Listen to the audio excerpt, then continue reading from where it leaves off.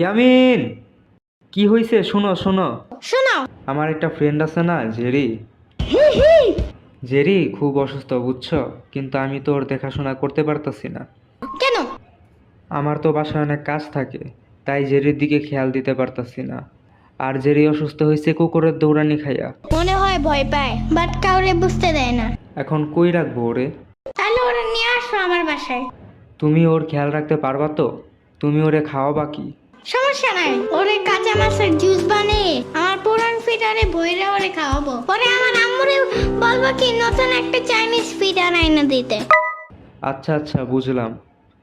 তবে তুমি জেরিরে রাখবা কোনখানে? এই যে সাম্বার রুমে। বাপ রে, সাম্বা যে রাগী, জেরিকে দেখে চিল্লাবে না?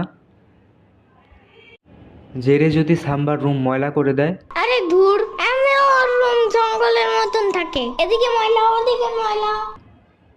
আমার কাছে মনে হয় সাম্বার রুমে জেরিকে না রাখাই ভালো।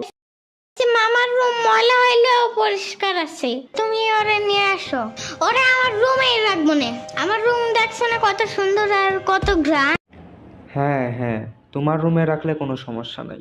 Because I am the king of that house. তাহলে তুমি জেরির বাসায় চলো, ওরে আমি নিয়ে আসতে পারবো না। বাসায় যাব মানে কি? হ্যাঁ, আগেই জানতাম কিছুই করতে পারবা না। উদাই ভাবনে চলে এসছো। কি বললা? দেখো, এখন আমি জেরিকেও আনবো, আর সাথে ওর 14 গোষ্ঠীকেও নিয়ে আসবো। না, এতগুলো ওরে দেখলে আমার আব্বু ভয় পাবে, পরে ঘরেই ঢুকতে দিবে না। ওকে, তাহলে আমি শুধু জেরিকেই নিয়ে আসি। বাই ইয়ামিন।